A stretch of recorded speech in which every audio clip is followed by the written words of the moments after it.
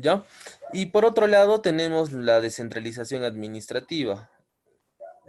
Traslada este nuevo dotados de patrimonio, que básicamente yo diría que es lo que más ha ocurrido, ¿no? A partir de las leyes del 2002, 2003, ley de bases de la descentralización, la creación de las leyes orgánicas de gobiernos regionales, gobiernos locales, se ha dado más descentralización administrativa. Territorial funcional hacia los tres niveles de gobierno, ¿no? Por otro lado, la descentralización funcional o de servicios, se han trasladado funciones, actividades administrativas, servicios públicos, entidades que tienen personalidad jurídica y patrimonio, y entre otros aspectos, ¿no? Podemos citar algunos ejemplos. OSINFOR, SERFOR, SUNEDU, SUSALUD, SUTRAN, que básicamente hacen labores de regulación, pero siguen perteneciendo al gobierno central, ¿no? En ese marco, ¿qué es lo que ustedes opinan? Porque ahora ya hemos realizado, creo la mayoría me ha estado consultando respecto al trabajo. ¿Cómo es que vamos con nuestro proceso de descentralización? Eh, yo les doy una opinión, mi opinión respecto a que la descentralización, como se ha configurado, como se ha pensado, tiene muchos inconvenientes. Y el principal inconveniente para mí está desde el punto de vista fiscal. Y por otro lado, que la creación de regiones no ha sido adecuadamente estudiada, ¿no? Y yo creo que ustedes también ya lo han mencionado en parte del foro de participación. Lo que se ha hecho no es crear regiones, se ha creado departamentos que hacen funciones de regiones, pero que en la práctica sí siguen siendo departamentos estructurados, pero no pensando en regiones, articulación territorial, aprovechamiento de ventajas competitivas, comparativas que pueden haber en territorios, ¿no? Y se hablaba mucho, ¿no?, respecto al tema de la creación de macroregiones, eh, una macroregión norte, una macroregión sur, crear una macroregión en el centro mismo. Y sin embargo, eso también obliga a que muchos piensen de que se está perdiendo territorio, ¿no? Que es básicamente los conflictos que actualmente están ocurriendo, ¿no? En algunas fronteras de algunos departamentos, ¿no? En ese marco, yo creo que más que crear regiones, lo que se ha hecho es departamentalizar, departamentalizar nuestro Estado peruano y no pensando en una integración de regiones. Si bien a la fecha hay algunas reformas, algunas iniciativas respecto a la creación de mancomunidades, ya sean provinciales o regionales, pero ¿cuántas regiones o cuántas provincias, cuántos distritos usan estas herramientas?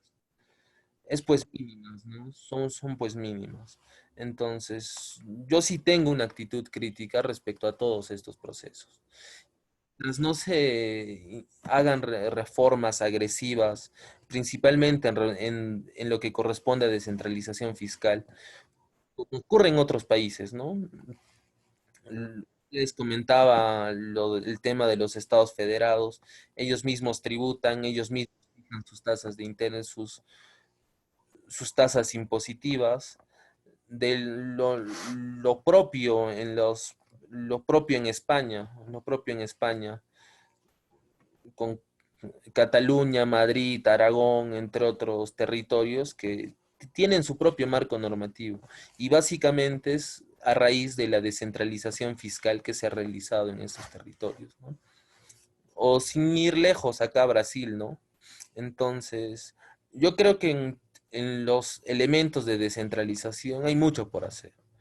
Y es una agenda pendiente hacia promover el tema de descentralización fiscal y ver si es factible aún hacer pues macroregiones, porque eso ya obedece a un tema mucho más político, de situaciones, y asociado a la clase de ayer, es pues hacer un nuevo contrato social, ¿no?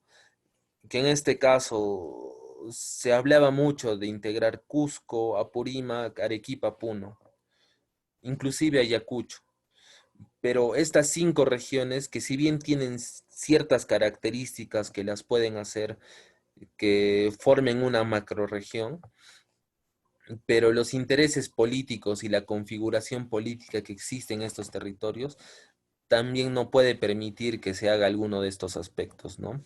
Entonces, en un tema mucho más propositivo, yo creo que obedece a la creación de un nuevo contrato social, creación de nuevos líderes, pelear para que exista una real descentralización fiscal, entre otros aspectos que podrían sumar para que realmente se puedan crear macroregiones, ¿no?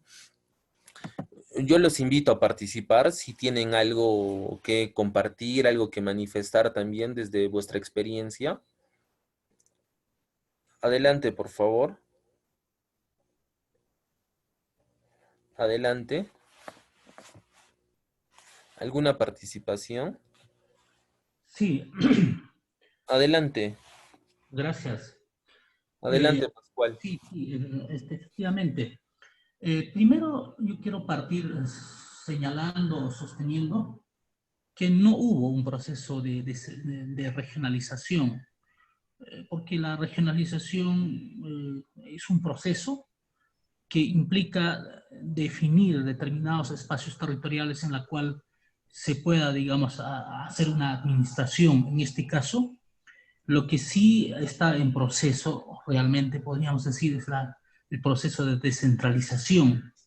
¿Qué cosa implica eso? Justamente lo que anteriormente señalaba usted ahí, y también se observaba en las diapositivas que presentaba. ¿Qué cosa implica la descentralización? Implica justamente la transferencia en aspectos administrativos, económicos o financieros, ¿no es cierto? Y la transferencia de carácter político, ¿no? Entonces, eh, no hubo regionalización, que eso es una tarea pendiente. Ahora, en materia de descentralización, ¿cómo está yendo? Y eso también hay que tener claramente de que anteriormente, por ejemplo, había una centralización, ¿no? Una centralización enorme donde se gestionaba o administraba desde el gobierno central y desde ahí tenía que, digamos, implementarse políticas públicas. Ahora, con Fujimori se da digamos, una un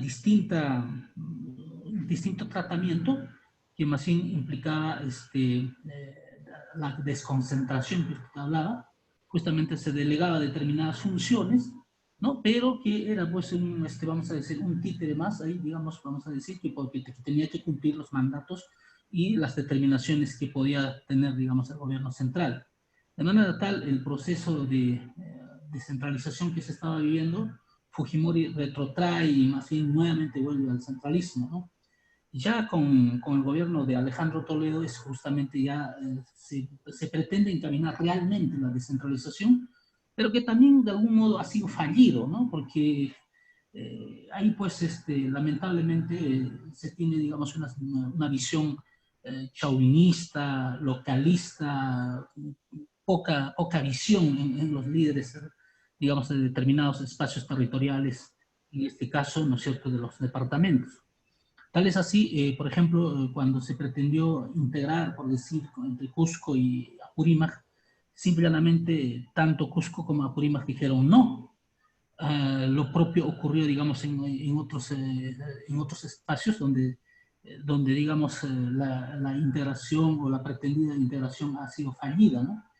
Apurímac obviamente decía que vamos a ser absorbidos por Cusco, y Cusco decía, ¿cómo nos vamos a llevar una herencia de pobreza de Apurímac, ¿no? Entonces, creo que había fundamentos, digamos, vamos a decir, más que basados en una visión de integración, de interés político. Yo recuerdo perfectamente, digamos, aquella vez uno de los líderes de Apurímac, cuando estaba en gobierno, estaba encaminando, en este caso, la integración.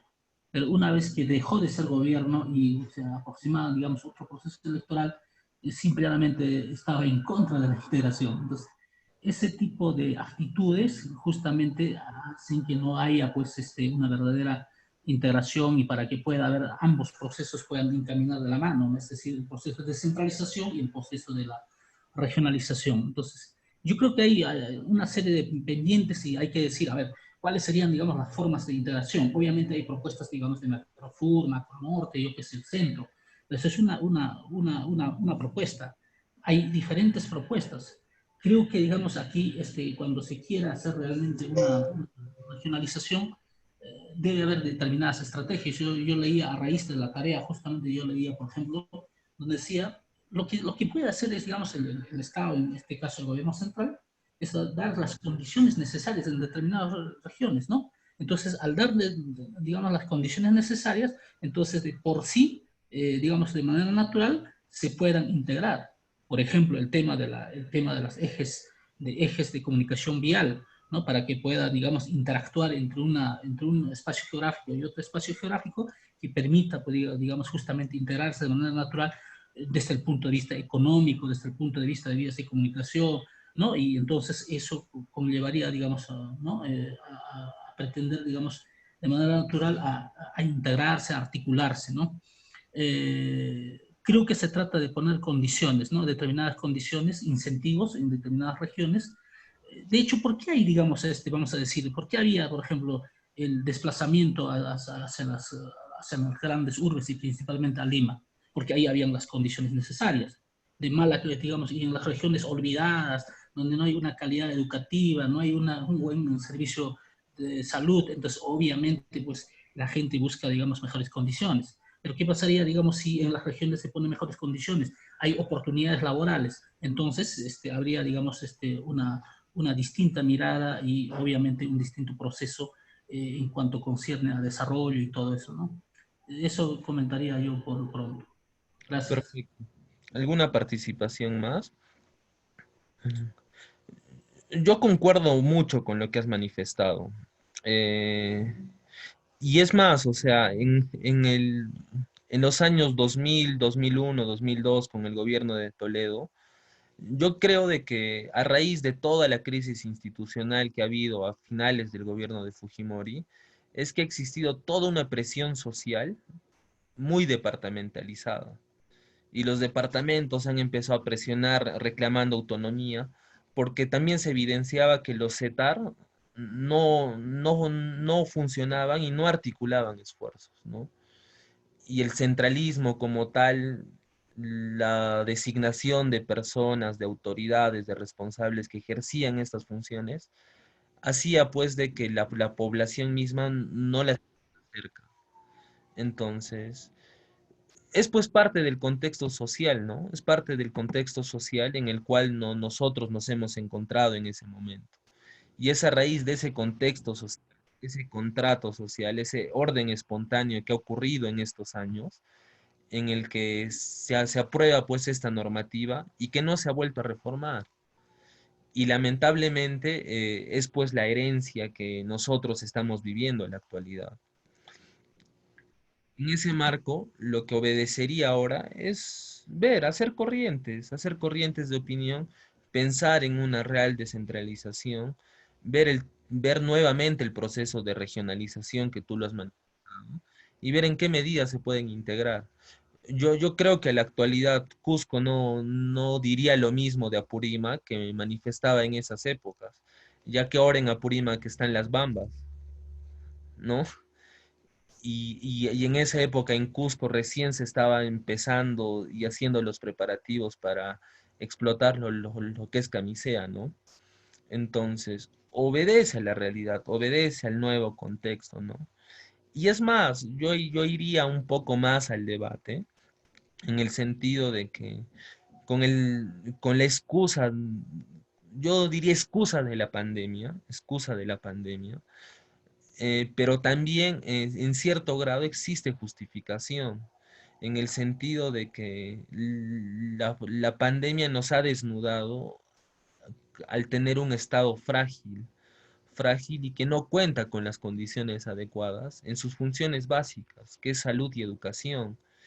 Y, y sobre todo esto se ha estrellado hacia las regiones, ¿no?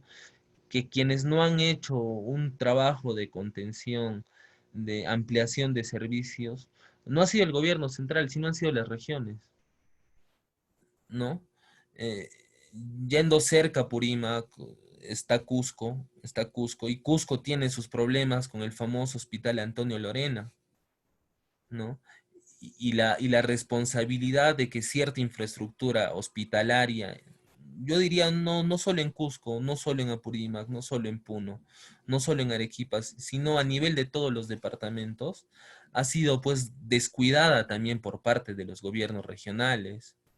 Entonces, eso está dando excusas también para que el gobierno central empiece pues a todas estas funciones que ha podido transferir y descentralizar, a que las quiera volver a centralizar, ¿no? Inclusive hay muchos comentarios respecto a lo que es educación.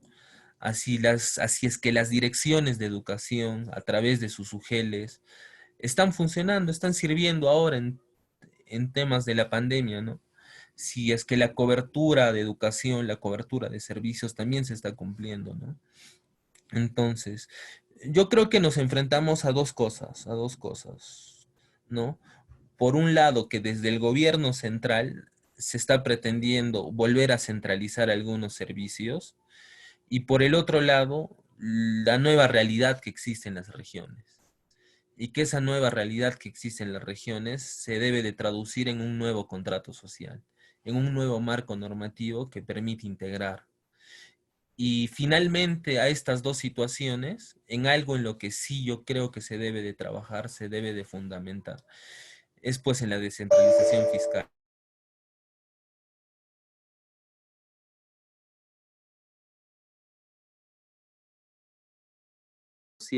Muy asociada al recurso humano y el capital humano que se pueda tener en las regiones, para poder controlar pues los nuevos flujos de ingreso, los nuevos flujos de gasto, ¿no? Básicamente, yo creo que es parte de la agenda, que es parte de la agenda, pero que obedece pues a que nosotros vayamos a interactuar, ¿no? Vayamos a interactuar muchas situaciones, ¿no? No sé, ¿ustedes qué opinan al respecto? ¿Ustedes qué opinan al respecto?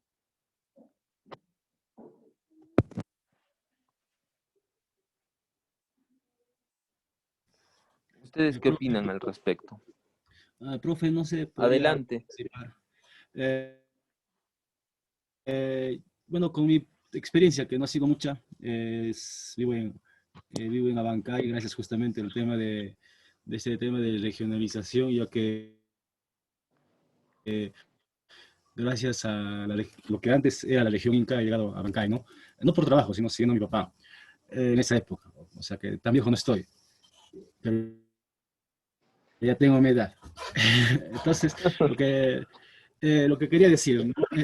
Lo que quería decir es que, ¿cuál ha sido la experiencia principalmente en Apurímac por el tema de la regionalización que ha sido promovida, en este caso, en el gobierno de Alan García en los años 80, que principalmente obedecía al interés político aprista, porque obviamente estaban envueltos en un tema muy caótico en su gobierno, y por querer tratar de ganar ciertos espacios territoriales, acelera un proceso de regionalización, de descentralización un poco antojadiza, ¿no? Entonces, creo que hacía al tirón de pelo, no bien organizado. Dado que, por ejemplo, hay 5 provincias de Apurímac que se dan y se dirigen a la región Inca, y 2 provincias que se dan y se dirigen y llegan a pertenecer a la región Libertadores Huari. He escuchado mucho hablar de este tema de la región Libertadores Huari y cómo la gente de Andahuaylas y Chincheros han sido prácticamente no tomados en cuenta. O sea, es como si fuera el patio trasero de la región Libertadores Huari. Y por eso, bueno, todos dicen, ¿no? Concuerdan, me comentan los amigos de Andahuaylas, que con todos los que converso sobre este tema, me dicen de que Andahuaylas es la ciudad que ha sido, o sea, es la primera ciudad que ha sido creada en la República, incluso antes que la de Bancay. Debería tener las instituciones más fortalecidas. El problema es de que justamente la región Libertadores Huari ha parado este crecimiento natural de sus instituciones y prácticamente las ha hecho colapsar, ¿no? Prácticamente les ha dejado sin nada. Y recién ahora están fortaleciendo, ahora recién sus instituciones con el tema del, bueno, con el tema que ellos manejan, ¿no? Que desde siempre. Ese es uno. La experiencia que ha vivido Abancay y las otras 4 provincias con la región Inca no ha sido muy diferente. No ha sido muy diferente. Cuando antes era la COR de Apurímac, tenían también misiones casi ya fortalecidas, que ha sido llevada al Cusco y se ha creado lo que muchos autores, al menos en internet, dicen, ¿no? Los pequeños centralismos. Los pequeños centralismos que se ha generado principalmente en Cusco, Arequipa, ¿no? Entonces, que no ha ayudado a generar ese tema de centralización, más al contrario, se ha degenerado este tema. Ese es por una parte. Ahora, en el tema de las etares, en el tema del gobierno de Fujimori, obviamente se vuelve al centralismo a tener un mayor espacio de recaudación fiscal nacional, justamente por ese tema de las mineras, ¿no? De los recursos naturales. ¿Por qué? Porque al tener la recaudación fiscal centralizada, se maneja mucho más dinero para administrar. Eso es lo que ha pasado, ¿no? Con el tema de Fujimori. Y con el tema de Toledo también, creo que ya desde el año 2000, en el mundo ya sale una corriente, ya ni siquiera de regionalización, sino de municipalización. Ya las municipalidades ya comienzan a tener también sus pactos sociales de mercados a nivel mundial. O sea, Japón y China y todas están hablando de municipalización, ya dejó de hablar de regionalización hace muchos años atrás. O sea, estamos haciendo en ese tema, y nosotros recién estamos hablando de un tema de regionalización, cuando es un proceso a nivel del mundo que se está, no digo que se está atomizando, sino que se está adecuando sus normas de acuerdo a espacios geográficos muy determinados y muy particulares, ¿no? Esa sería mi participación. Muchísimas gracias. ¿Alguna otra participación, por favor? Bien, profesor. Adelante.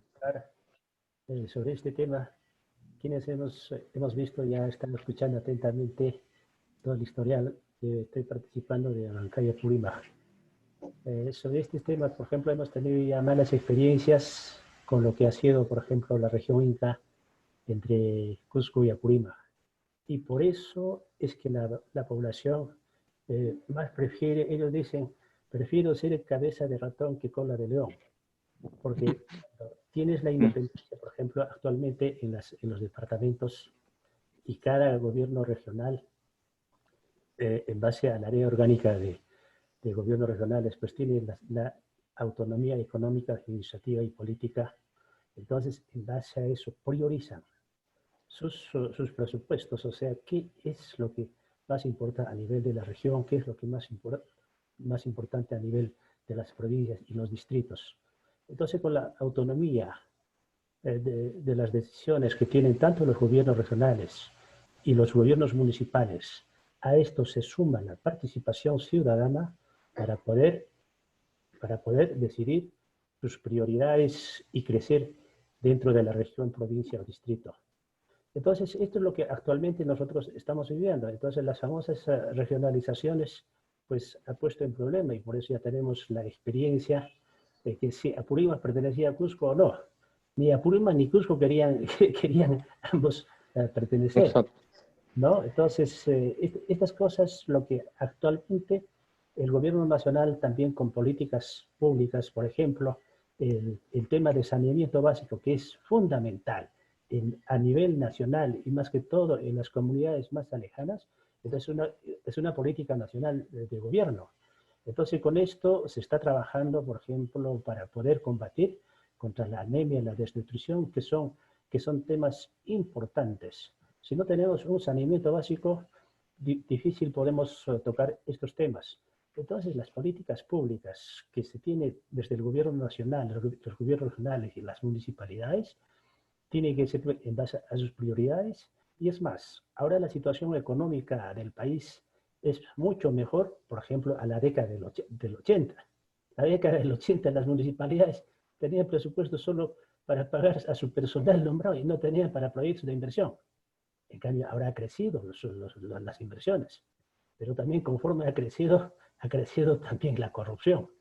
Entonces, los temas que nosotros tenemos que trabajar fuertemente es por un buen manejo de los presupuestos y la lucha contra la corrupción, que es parte del desarrollo a nivel de todos los distritos, provincias y regiones, ¿no? Entonces, estos son los factores que a veces no nos permiten crecer como deberíamos crecer, porque la corrupción está generalizada pues en todas partes. Entonces, estos son temas también que hay que buscar, porque en el objetivo final de toda política de gobierno y de toda sociedad es cómo mejoramos la calidad de vida de la población. Lógicamente, con algunas desventajas en cuanto en los temas de educación, salud, porque los que están en capitales de provincias o de regiones tienen pues todas las condiciones para poder, o las mejores condiciones en comparación a distritos alejados.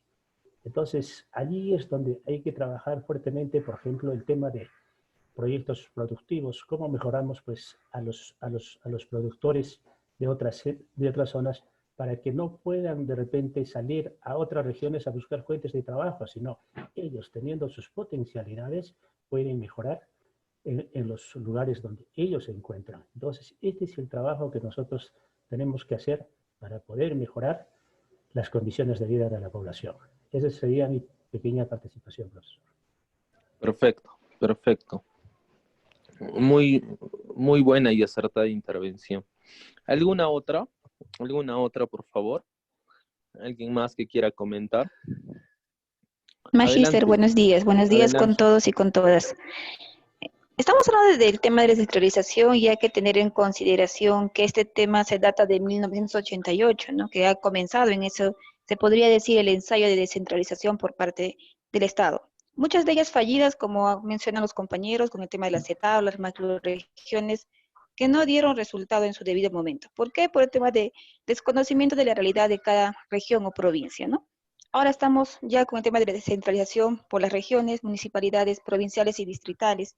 Y como usted ha mencionado, ¿no? El tema del COVID nos ha dado o ha hecho que todos los ciudadanos nos demos cuenta cuán preparada está cada región al tema de la educación, salud y las demás áreas para combatir esto, que hemos visto una total deficiencia, ¿no? En tanto en salud, en muchas regiones no se ha estado preparados para combatir un tema de este, que hemos sido totalmente desabastecidos con el tema de los hospitales, seguros y todo lo demás, ¿no? Es un tema que nos tiene que tomar a reflexión cuán preparadas estamos las regiones para este virus y para cualquier otro que se podría dar.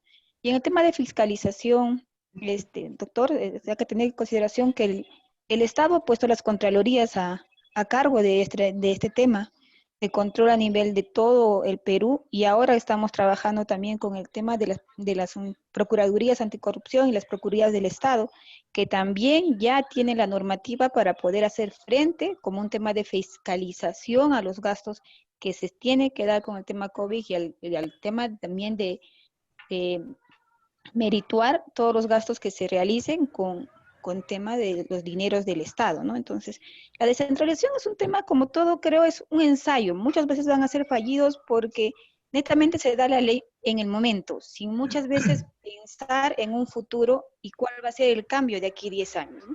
Todos, al igual que los ROF o MOV de las municipalidades, se dan en un momento viendo simplemente la realidad de ese momento, sin ponernos a pensar una realidad futura a la que tenemos que afrontar, ¿no? Entonces, debería ser eso. Las leyes tienen que mirar un futuro y no solamente un pasado ni un presente, ¿no?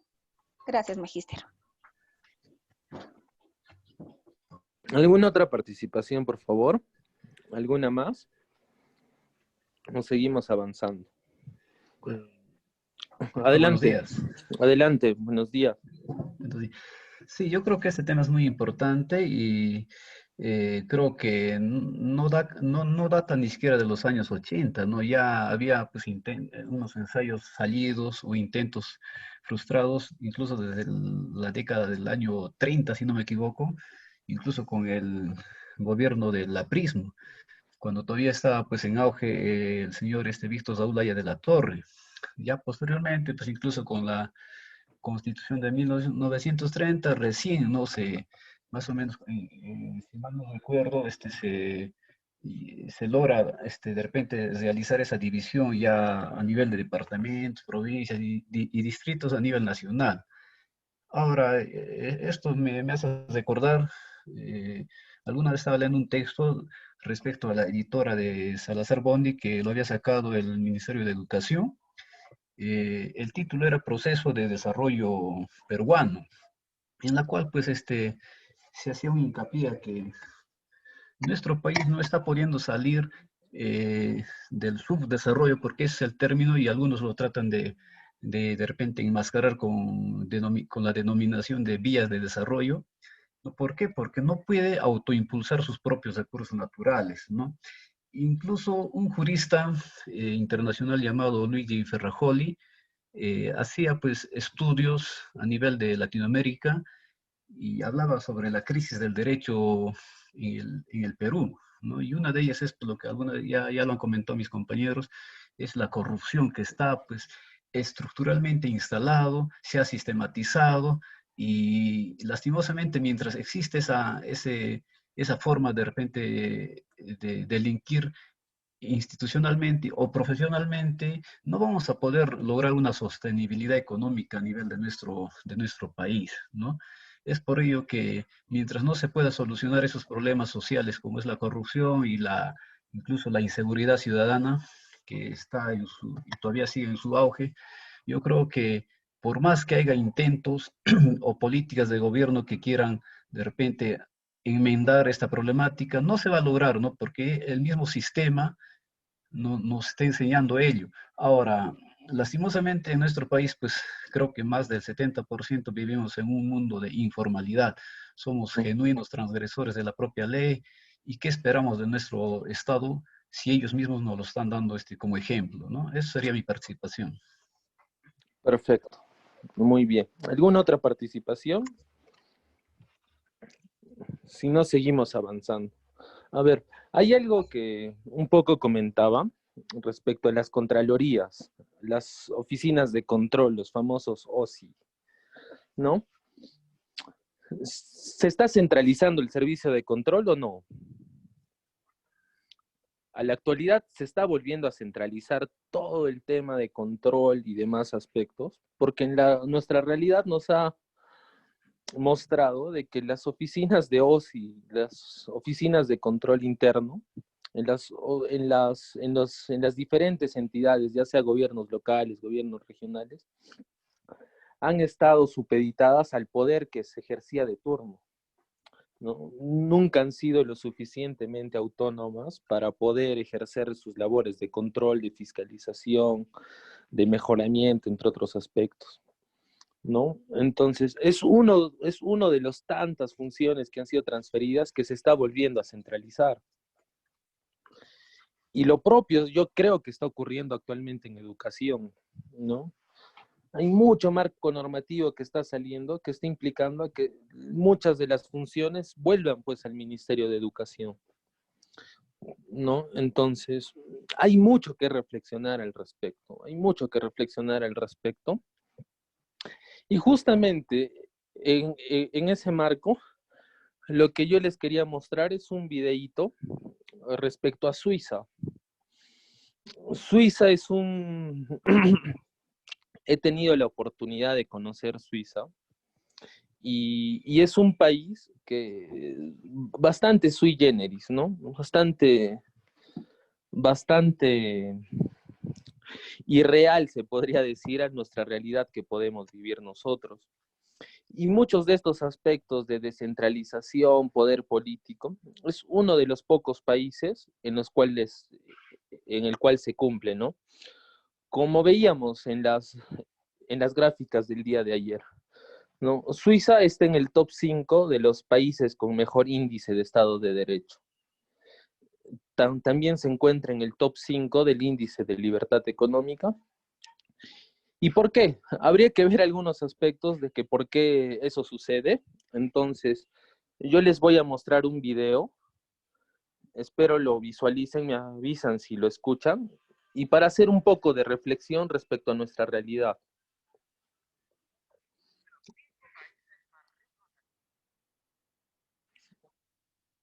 ¿Se escucha?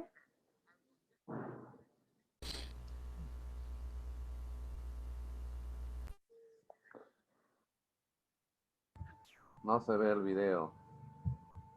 A ver, ahora lo comparto, a ver.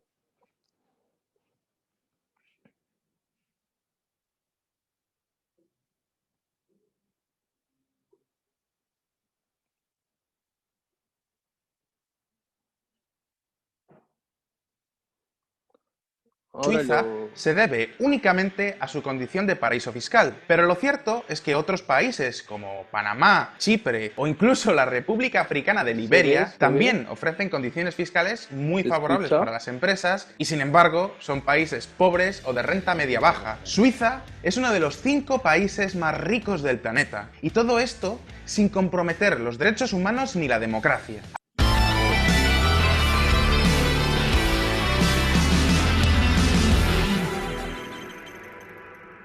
Muchos piensan que la riqueza de Suiza se debe únicamente a su condición de paraíso fiscal, pero lo cierto es que otros países como Panamá, Chipre o incluso la República Africana de Liberia también ofrecen condiciones fiscales muy favorables para las empresas y sin embargo son países pobres o de renta media baja. Suiza es uno de los 5 países más ricos del planeta y todo esto sin comprometer los derechos humanos ni la democracia. Al contrario, el país helvético es uno de los lugares más igualitarios del planeta, cerca de otros sitios como Noruega o Dinamarca. Y su sistema democrático no solo permite y garantiza que los ciudadanos voten cada 4 años, sino que además les permite participar en casi todas las decisiones políticas cada 4 meses. Personalmente, creo que Suiza tiene uno de los mejores sistemas políticos del mundo, y esa es la auténtica razón por la cual son tan ricos. Creo que de verdad todos los países deberíamos tenerles como un modelo a seguir. Hoy os voy a explicar por qué. Ya estamos llevando tus pedidos. Y a diario, seguimos un estricto protocolo.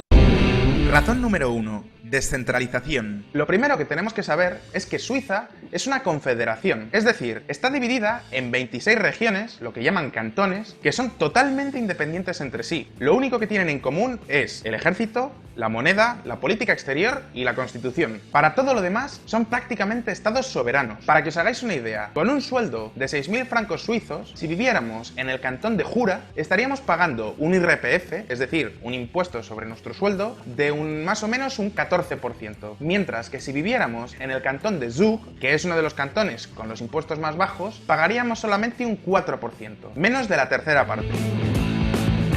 Otro ejemplo es que en Ginebra todos los comercios, absolutamente todos, tienen que cerrar a partir de las 6 de la tarde, mientras que en Zúrich tienen libertad de horarios. Gracias a esta descentralización, todos los cantones pueden ajustar sus leyes a las peculiaridades del territorio y de la sociedad que tienen. Y lo que es más importante, pueden competir o sacar las mejores legislaciones. Esto explicaría también por qué en Suiza, en general, tienen unos impuestos tan bajos. Porque claro, si tú vives en un cantón y de repente te suben mucho los impuestos, siempre te puedes mudar al cantón de al lado y es mucho más sencillo que emigrar a otro país. Razón número 2. Suiza no tiene presidente. Todos los países del mundo tienen un presidente o un jefe de estado, ¿verdad? Bueno, pues Suiza es la excepción. Ojo, esto no significa que los suizos vivan en una especie de anarquía. Ellos votan a un parlamento nacional que a su vez elige a 7 miembros de lo que podría ser algo así como un consejo de ministros que ellos llaman el Consejo Federal. De esas 7 personas hay una que es la encargada de representar al país en el exterior, y ese es el presidente de Suiza. Pero realmente no tiene ningún poder adicional sobre el resto de los miembros del Consejo Federal. De hecho, cada año van rotando. Fijaros en el cambio de mentalidad. En cualquier otro país, el presidente del gobierno o el primer ministro es una figura muy importante. Sin embargo, en Suiza es una figura prácticamente simbólica, porque casi todas las decisiones se toman de forma colegiada. Razón número 3. Democracia directa. Pero sin duda alguna, lo más conocido del sistema político suizo es la democracia directa. Casi todas las decisiones importantes de la política suiza se toman mediante referéndum. Algunos son a nivel nacional y otros son a nivel cantonal. Para conseguir que una ley se someta a referéndum, basta con que cualquier ciudadano consiga recoger 50.000 firmas. Y si esa ley implica una modificación de la Constitución, entonces tiene que recoger 100.000 firmas. Es verdad que en otros países también se permite que un ciudadano proponga una votación o un referéndum. En España, sin ir más lejos, bastan 50.000 firmas para proponer una iniciativa legislativa popular. Sin embargo, esta no puede afectar la Constitución, mientras que en Suiza sí.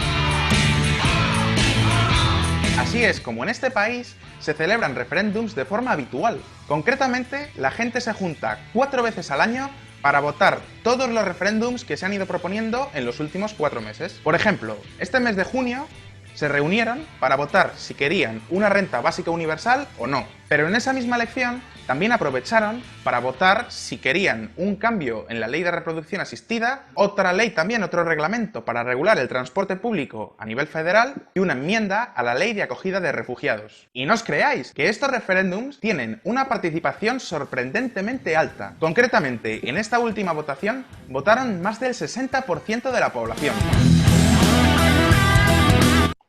Sure. Skip this ad. Just like you skipped out on buying Amazon stock and Google. Razón número 4. Libre mercado.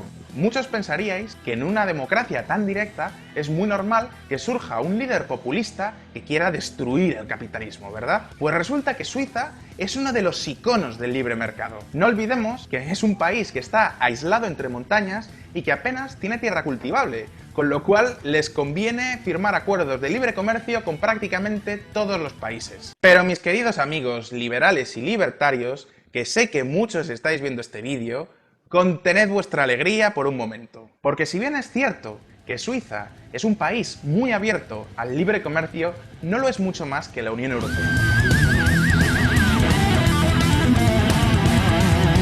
Es más, los suizos también subvencionan a su sector primario y tienen una ley muy parecida a la PAC europea. Y no solo eso, es que también participan en los bloqueos y sanciones comerciales a países como Rusia o Irán. Así que la única diferencia real en lo que a libre comercio se refiere entre Suiza y la Unión Europea es que los suizos llevan comerciando libremente desde 1874, mientras que el resto de países europeos llevamos abriéndonos al mercado internacional solamente unas poquitas décadas. Bueno, en realidad también hay otra diferencia que ahora mismo vamos a ver. Razón número 5. Neutralidad.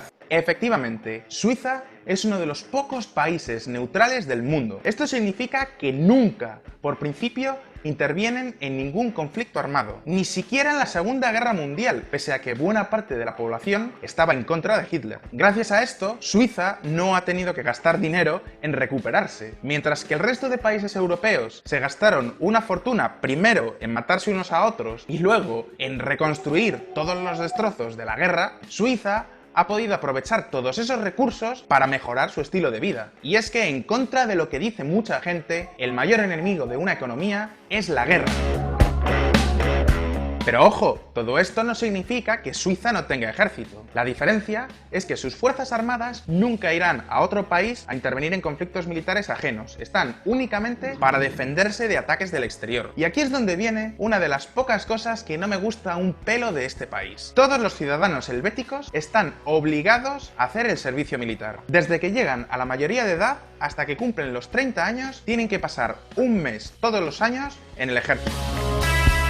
Por supuesto que Suiza no es el único país con servicio militar obligatorio. Hay otros lugares que también lo tienen, como Noruega o Israel. Sin embargo, a mí me parece que es una violación de los derechos más fundamentales, porque nadie debería poderte obligar a trabajar en algo en lo que tú no quieres estar. Ni en el ejército, ni en la función pública, ni en ninguna empresa. Tiene que ser una decisión tuya. Pero en fin, algo malo tendrían que tener en Suiza. Hola chicos, miren el nuevo auto que me compré con tan solo un mes de trading en Expert Option. Déjame decirte cómo. ¿No? Razón número 6. Impuestos bajos. Finalmente, otro aspecto archiconocido de la política suiza son sus impuestos. Es verdad que hay muchas diferencias entre un cantón y otro, pero en general, en todo el país, los impuestos son muy bajos. Y además, las leyes para montar nuevos negocios son muy sencillitas y se pueden ver muy fácil a través de internet. De hecho, el gobierno suizo es también un pionero en la transparencia. Y sí, esto ha permitido que muchas empresas extranjeras se instalen en Suiza, pero también ha fomentado la creación de un montón de empresas originarias de este país. Y sí, vale, la banca suiza tiene un peso muy importante en la economía, pero también hay muchos otros sectores que no nos paramos a pensar, pero están ahí. Hay un sector farmacéutico enorme, con empresas tan grandes como Novartis o Hoffmann La Roche. Por no hablar de los relojes, el turismo, las empresas de maquinaria de precisión. En general, estoy seguro de que todos, si os paráis a pensar, encontraréis alguna empresa suiza que os suene. Y todo esto en un país con menos población que México DF. En fin, que como os decimos siempre en VisualPolitik, lo que hace rico a un país no son sus recursos naturales ni su suerte, sino sus instituciones y su sistema político. Y en ese caso, parece que a los suizos no les ha ido nada mal.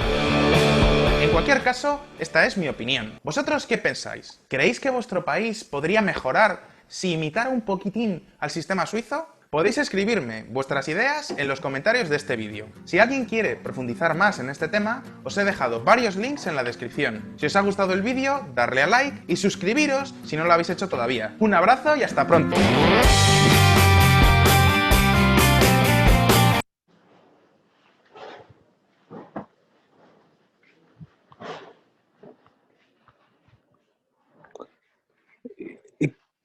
¿Qué opinan, mis estimados, del pequeño video que hemos visto? ¿Algunas ideas fuerza? ¿Algunas ideas fuerza que se nos puede quedar? ¿Alguna participación? Sí, si me permite. Adelante. Bien, creo que hay muchas cosas que comentar, en realidad. Y quiero partir señalando de que primero hay que pensar, digamos, un sistema o estructura de un Estado propio. O sea, no digamos, como ayer comentaba, como una especie de copia. Y eso Mariátegui todavía señalaba, ¿no? No se quiere una realidad de copia y calco, con un calco, una copia de una realidad. De hecho, evidentemente, Suiza tiene sus propias características. El servicio obligatorio, digamos, el servicio obligatorio en cuanto a, digamos, existía en el Perú, pero en la realidad, ¿quiénes hacían servicio militar? Eran los pobres, y nunca los ricos, para partir. Ahora, ¿quiénes, por ejemplo, cuando hablamos del sistema político, allí se toman las decisiones de manera colegial, por decir, ¿no? Entonces, o el tema de la democracia directa. Y creo que, digamos, hay mucho que aprender, digamos, de que los ciudadanos sepan, digamos, o en todo caso se fortalezcan, ¿no? Y hay un importante trabajo que hacer en el campo de ciudadanía, porque muchas veces se cumple vamos a decir, se cumplen los deberes, pero sin hacer respetar los derechos. O se asumen los derechos, pero sin cumplir nuestros deberes. Digamos, ahí hay varias cosas que hablar. Ahora, el otro aspecto que llama la atención, por ejemplo, si bien es cierto, ahí hay libre mercado, y también señala que es, digamos, muy inferior, digamos, el nivel de liberalización en comparación a Europa, por ejemplo, ¿no? Entonces, yo consigo que no siempre la liberalización es signo de desarrollo. Eso hay que tener claro. Es más, los países tienen que, digamos, desarrollar sus propias capacidades. Es decir, su gente tiene que desarrollar sus capacidades con todas las limitaciones que tiene. ¿Qué está pasando con el Perú? ¿Qué producimos como país? Yo recuerdo, digamos, Bolivia estaba ya, digamos, con Evo Morales, estaba ya, por ejemplo, produciendo, fabricando, digamos, ¿cómo se llama? Celulares, por ejemplo. Seguramente de bajo nivel, pero es punto de partida para desarrollar su tecnología. Estaban ensamblando avionetas, seguramente con muchas limitaciones, pero otra vuelta, es parte del desarrollo de las capacidades que realmente se valga pues por sí mismo, ¿no? Pero ¿qué pasa en nuestro país? todos dependemos. Les aseguro que ni un botón producimos, ¿no? O sea, como industria nacional, podríamos decir. Entonces, yo creo que hay, digamos, es bueno, digamos, tener como referencia, pero no, digamos, para imitarlo, ¿no? Sino más bien es para tener una referencia que permita, digamos, repensar nuestro sistema político, repensar, digamos, la estructura del Estado. Yo estoy convencido de que, digamos, en la medida que nosotros tenemos una dosis, digamos, a partir de la diversidad que tenemos en el país, ¿no es cierto? Ahí, hace rato hablábamos del tema de la descentralización. Con mucha pena yo veo, digamos, que la descentralización también se ha dado en términos de los vicios, de los viejos vicios que tiene el Estado peruano. El tema de la corrupción, uno de los compañeros lo ha mencionado, ¿no? El tema de la incapacidad de gobernar, los vicios, digamos, del centralismo local, ¿no? Entonces, yo creo que hay mucho que hablar. En estos últimos años, hemos visto una pestilencia de corrupción, pero eso no es de ahorita. Lo que pasa ahora sale, digamos, a la palestra. Si revisamos la literatura, la historia peruana, nada más miremos la época del Huánuco, ¿no? Entonces, todos esos hechos que nosotros vemos, no hay una identidad nacional, ¿no?, que piense realmente en el desarrollo del país, sino más bien tenemos, pues, vamos a decir, unas mentalidades, digamos, que ven, digamos, una mirada hacia afuera y muchas veces basado fundamentalmente en intereses personales. Entonces, ni siquiera se necesita, eso nos lo ha demostrado Bolivia. No es que, digamos, aquí gobiernen doctores, postdoctorados. Lo que se necesita es una persona, un gobierno que tenga identidad nacional, compromiso con su sociedad. De eso se trata. Esta PPK nos ha mostrado, digamos, que aparentemente es un técnico preparado, podríamos decir, pero ¿cuánto ha aportado? ¿Qué ha hecho? ¿Cómo ha caído? ¿No? Entonces, eso, ¿no? Entonces, el tema de la identidad, el tema de la comprensión de la lectura real, del Perú profundo, yo creo que es eso, ¿no? De eso se trata. Más que, digamos, si bien es cierto, podemos tener referencias de otros países desarrollados, pero si analizamos los modelos políticos, por ejemplo, de China, que hoy en día prácticamente es, vamos a decir, uno de los poderosos, digamos, en el mundo, ¿no?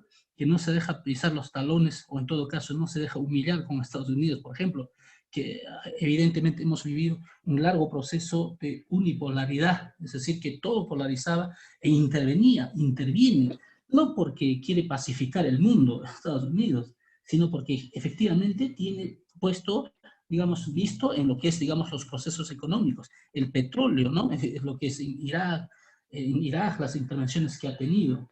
Entonces, aquí tenemos que pensar desde el punto de vista geopolítico, ¿no es cierto?, cómo actuamos nosotros como país. Eso, repito, implica trabajar en el tema de ciudadanía muy profundamente. Gracias. Perfecto, perfecto. ¿Alguna otra participación? ¿Alguna otra participación? Adelante. Buenos días. Doctor, magíster, perdón. Haciendo un tema del video, sí, Rusia es un país digno de admirar por el tema de su política, por el tema de sus regiones, de su gestión, y hemos visto que sus leyes tan simplificadas pueden conllevar al desarrollo tan grande de un país. Pero el señor nos preguntaba si nuestro país podría copiar algo para mejorar.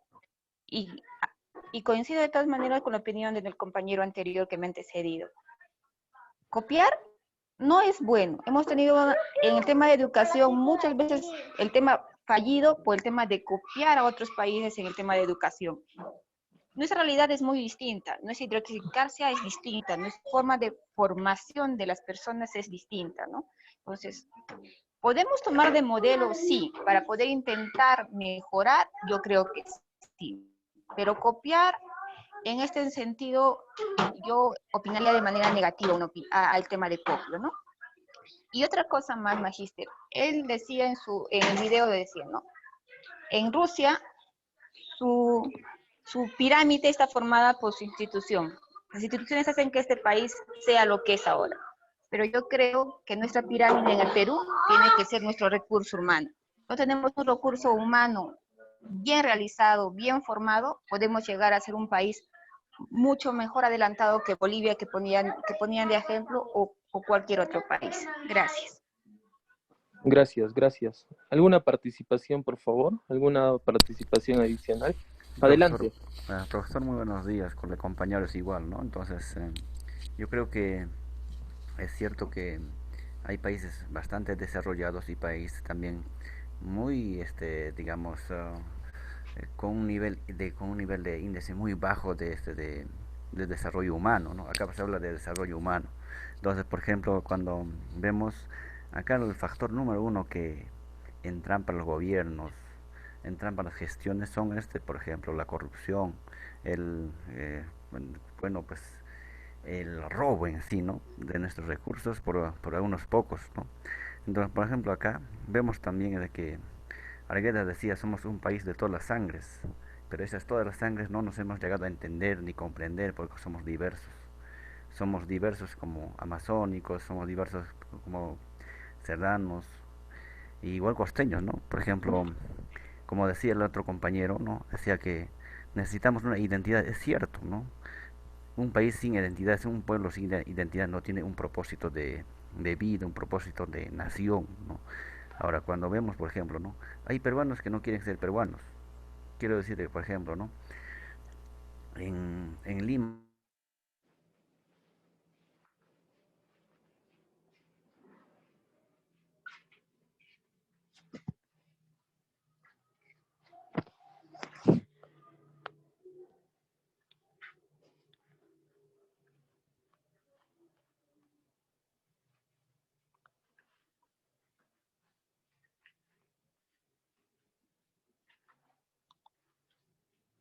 Se cortó, creo, tu participación.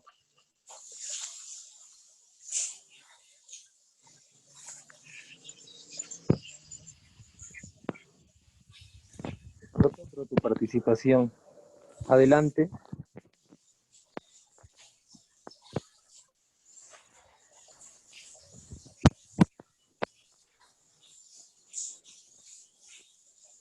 Adelante. ¿Se escucha?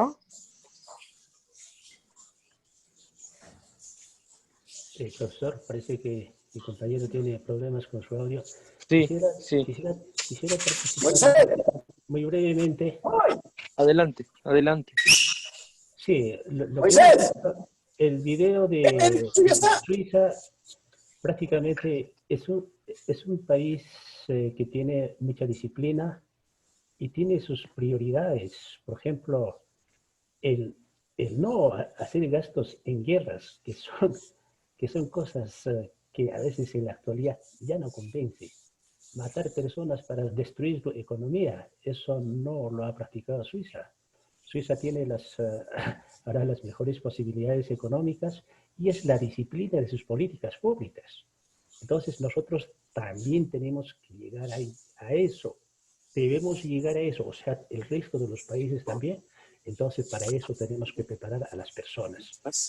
A las personas para que las políticas públicas sean claras y sean también pues precisas en el desarrollo que nosotros queremos.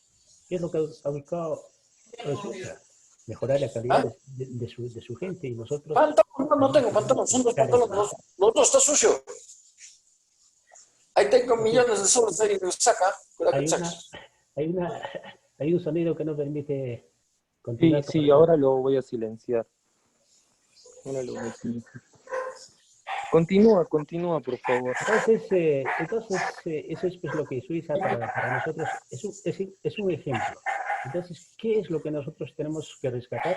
De repente, el formalismo y la disciplina de sus habitantes. Eso es lo que quería participar, profesor. Debe estar en la canasta. Perfecto, perfecto. ¿Alguna otra participación? ¿Alguna otra participación o continuamos? Sí, profesor. Adelante. Mi persona, Adelante. Economista, yo tenía entendido que Suiza era un paraíso fiscal. Sí. Obviamente que los capitales de dinero, de grandes cantidades de dinero que se manejan, ya sean por negocios de armas, pornografía, trata de personas. No las guardan en bancos, obviamente, formales por el tema del seguimiento que van a tener, ¿no? Ya sea por la serie y numeración de los billetes que se quieren guardar, pero esto lo pueden hacer en Suiza porque guarda y protege en este caso a los que ponen sus dineros en los bancos suizos. Es por eso tal vez, bueno, no estoy seguro, no es solamente una suposición, que ni en la Primera ni en la Segunda Guerra Mundial ha participado, ni siquiera ha sido provocado. Muy a pesar de que Suiza limita con Alemania. Bueno, es un poquito que los Alpes suizos los protegen también, ¿no? Geográficamente. Ese es uno. Otro es que lo que no entiendo es por qué Suiza, o el ejército del Vaticano es suizo, ¿no? Eso también deja mucho que pensar. Eso es por una parte. Por otra parte, había comenzado justamente al inicio de la sesión de aprendizaje que Estados Unidos tiene 7 artículos, ¿no? Sí. Casi como el Tahuantinsuyo, que era hacer un parangón al Tahuantinsuyo, que solamente tenía 3 normas nada más, ¿no? Amasúa, Amagelia y Amayuya, ¿no? Y sobre estos tres, sobre estas tres normas se fundamentaba prácticamente toda la filosofía inca.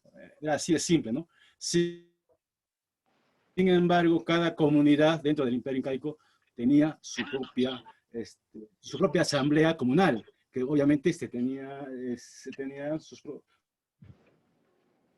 o sea, se normaban por sus propios, de acuerdo a la región donde estaban, ya sea en el Conti suyo, en el Colla suyo, de acuerdo al vivir de cada pueblo, porque yo tengo entendido, y esto es por historia de un profesor al cual agradezco mucho por sus enseñanzas, que el Imperio Incaico y muchos imperios pre-incas, muy a pesar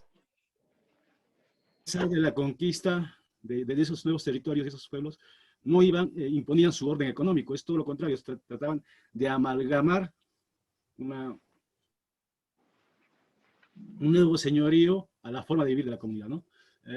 Yo pienso que eso se debería retomar para poder sacar ese tema de descentralización de poder. Es cierto, y quiero terminar acá ya en esta realidad, ¿no? Es cierto que quien maneja el dinero en todo el mundo, igual en el Perú y también, igual en la Purímac, va a tener primacía sobre los poderes, en este caso del Estado. Quien maneja el dinero acá es el Ejecutivo, y siempre va a tener primacía sobre el Judicial y el Legislativo. Igual acá en la región, ¿no? Por eso es casi no se visualiza, visualiza el Poder Judicial en todas las regiones. Prácticamente todas las regiones no visualizamos el Poder Judicial, ni siquiera en las municipalidades, porque no se puede ser ni juez ni parte, ¿no? Ahora el Poder Legislativo, por el tema de presupuesto, lamentablemente está supeditada justamente a la decisión ejecutiva. Eso es lo que quería participar. Gracias. Perfecto, muchísimas gracias. A ver, a manera de resumen, yo concuerdo bastante con lo que manifiestan. O sea, no se trata de copiar modelos, ni hacer, ni implementar algunas recetas, ¿no? Sino más obedece a construir y hacer política pública acorde a nuestra realidad. Sin embargo, con lo que yo les he mostrado el video, yo quería que reflexionen sobre unos aspectos. El primero, la descentralización, que en Suiza sí existe una real descentralización, ¿no? Hacia las autonomías, se respetan las autonomías, y las regiones entran en un tema de competencia. Los cantones entran a competir ya sea para ganar más población, presupuestos, tasas de impuestos, atraer empresas, atraer nuevos negocios. Entonces, eso es fundamental. Y por otro lado, con la parte final, que es respecto al sistema político y las instituciones. No pensar como yo les manifestaba, ¿no? El índice de Estado de Derecho. El índice de Estado de Derecho está basado en nuestra institucionalidad, en nuestras instituciones, nuestras reglas de juego, nuestra constitución, nuestro cumplimiento normativo. Y como mencionaba en el final del video, o sea, el desarrollo de un país, se puede tener libertad económica, se puede tener libertad política, libertades civiles, entre otros aspectos. Pero si no tenemos instituciones fortalecidas, que se cumplan las leyes, las reglas de juego, se cumplan las normas, se cumplan las leyes, es muy poco probable que un país pueda desarrollarse, ¿no? Y por otro lado, comentarles un poco el tema. He tenido la oportunidad de poder viajar bastante, principalmente por Europa, parte de Asia. Y hay dos diferencias sustanciales que uno puede encontrar en estas realidades. Yo creo que China, en su afán proteccionista, de competencia, de competir contra el capitalismo, es un país capitalista. China ya es un país capitalista, pero es un tipo de capitalismo en el cual las libertades políticas están aún restringidas, ¿no? A diferencia de los europeos, de los países europeos, donde las libertades políticas, libertades civiles son mucho más, se podría decir, están mucho más acordes a la realidad social. En China uno no puede ir en contra del Estado. Entonces, hablamos de un modelo de país, de un modelo económico, se podría decir mucho más autoritario. Si bien su modo de producción es capitalista y está abierto al mundo, sigue siendo una autocracia, ¿no? Es un país muy autoritario, ¿no? Y es más, hay zonas en China donde es muy restringido el acceso. Lo que llega a nuestro país es lo que China quiere escuchar. Y por ejemplo, cerca a Pekín, cerca de las principales ciudades, no hay libre movilidad de algunas personas que todavía se mantienen en pobreza extrema, ¿no? Es decir, existe un control por parte del gobierno chino a la libre movilidad. Y las grandes urbes, las urbes competitivas, más desarrolladas, es un modelo bien que es estudiado y sigue siendo estudiado, pero su modo de producción sigue siendo capitalista y se sigue integrando al mundo. Y por otro lado, haciendo el contrapeso con el tema europeo, el principal receptor de turismo chino es Europa. Y todos aquellos ciudadanos chinos que logran superar la pobreza, se incorporan a las clases medias, se incorporan a las clases altas, lo primero que hacen es irse a Europa y sentirse europeos, ¿no? Es bien simpático estos trasfondos sociales, por lo cual yo los invito, en la medida que sea posible, en la medida que tengan las oportunidades, viajen, porque la realidad y vivir una realidad ajena a la que nosotros estamos acostumbrados nos implica a reflexionar mucho sobre estos temas. Como yo les manifestaba, he tenido la oportunidad de también estar en Suiza, y Suiza yo lo veo como un país donde sus instituciones, la institucionalidad, el respeto al Estado de Derecho y a las normas, es muy, muy, pero muy elevado, ¿no? Y en lo que ustedes comentaban, es construir ciudadanía, es construir identidad. El hecho de cambiar los hábitos, a no botar basura, a cumplir las normas, a cumplir las leyes, estamos, yo creo, ya contribuyendo a construir ese grado de ciudadanía. Y por otro lado, en los aspectos más políticos, es fortalecer nuestras instituciones, creer en nuestras instituciones, que nuestras instituciones sean mucho más independientes. Y eso obedece, pues, a ver cómo reformamos estas instituciones, a elegir personas mucho más correctas, mucho más comprometidas, y y nosotros desde la sociedad civil ser bien vigilantes, activa participación. El peor enemigo de la corrupción es la participación y la vigilancia ciudadana. Y eso tiene que ir acompañado de un sistema judicial fuerte e independiente, ¿no? Yo creo que esas son partes de las reformas que se deben de hacer, más allá de hablar de que libre mercado, libre comercio. Yo creo que el primer paso es fortalecer instituciones fuertes, transparentes y que respeten la Constitución, ¿no? Yo creo que esa es parte de la agenda que tenemos que construir nosotros como ciudadanos. Se nos vienen elecciones presidenciales. Si es que el presidente Vizcarra no acaba antes renunciando o acaba preso por los escándalos de corrupción, ¿no? Pero se nos vienen elecciones. Y yo creo que estas elecciones van a ser bastante atípicas. Va a ser más por redes sociales, va a ser por internet, va a ser virtual, va a ser la primera elección virtual que vamos a tener. Y en ese marco, la actitud de transparencia, entre otros aspectos que se debe de promover, va a ser pues vital a que podamos elegir algunos gobernantes, no solo presidentes, sino también congresistas, que estén alineados y que crean y quieran reformar nuestro Estado y nuestras instituciones, ¿no? Entonces, eso también nos obliga a reflexionar a nosotros, a poder elegir este tipo de gobernantes, ¿no? Hay que reflexionar, hay que analizar y ver quién puede ser la mejor alternativa, ¿no?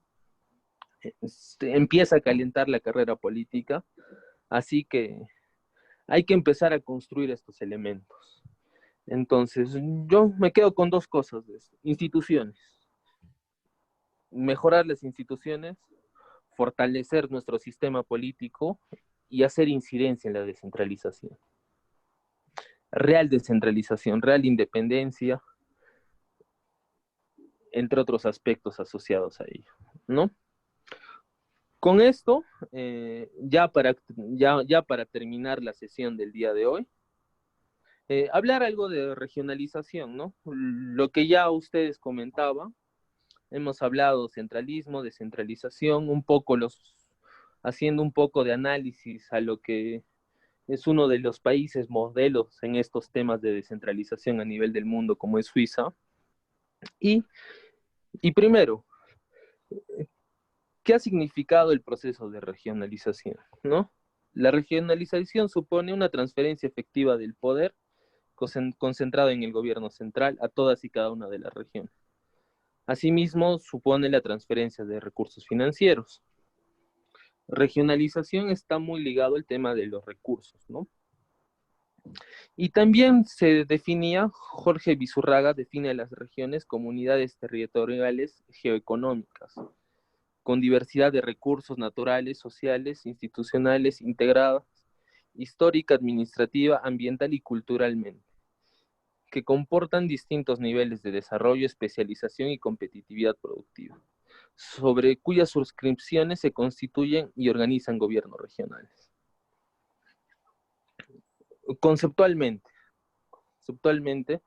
pero en nuestra realidad habría que ver pues un poco cómo es que se ha aplicado, como ya ustedes lo han manifestado. De ahí, la descentralización en el Perú, conforme a las leyes, conforme a su normativa, como a nuestro marco institucional actual, ¿no?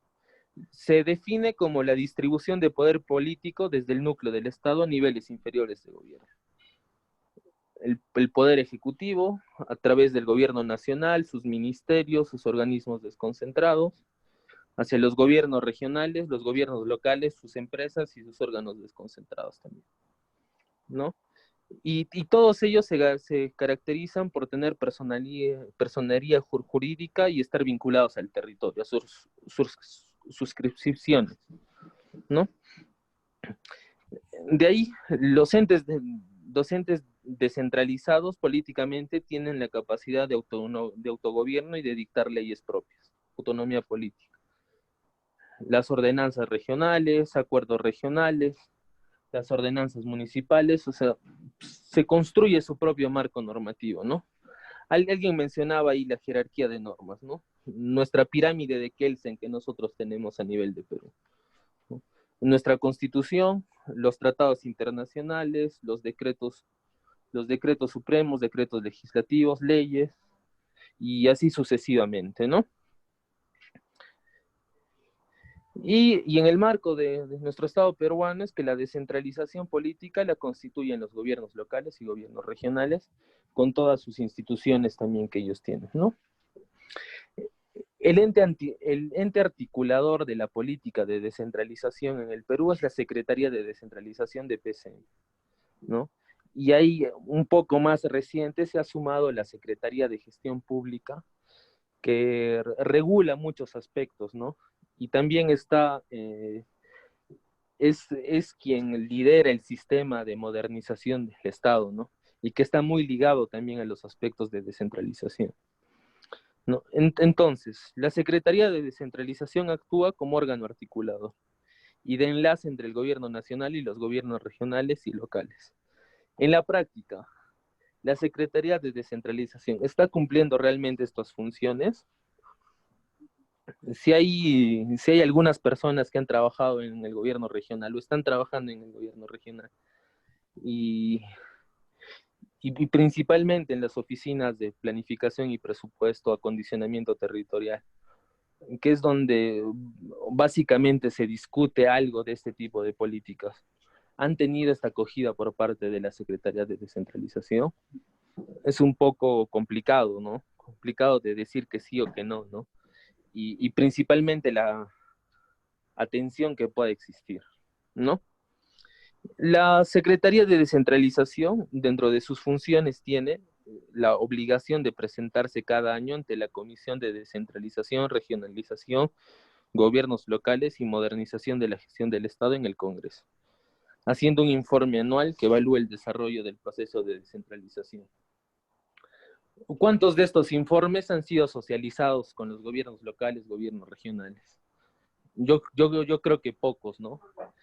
Y en ese sentido yo les invito a que puedan un poco visualizar, un poco organizar y más que nada investigar, porque muchos de estos informes que yo he intentado buscarlos no están pues disponibles, ¿no? Entonces, la información respecto al proceso de descentralización, esto es pues poco transparente también, ¿no? Y finalmente, este informe se elabora conforme a lo previsto en la 9ª disposición transitoria de la Ley Orgánica de Gobierno Regional, en el marco de la Ley Orgánica del Poder Ejecutivo, ¿no? Con esta última intervención, yo concluiría la clase del día de hoy, sin antes manifestar se podría decir algunas conclusiones de lo que hemos podido tratar en estas 2 sesiones de clase y ver si ustedes están de acuerdo o no están de acuerdo, y tener nuestro debate final ya para entrar a las indicaciones de la actividad de la semana 2, ¿no?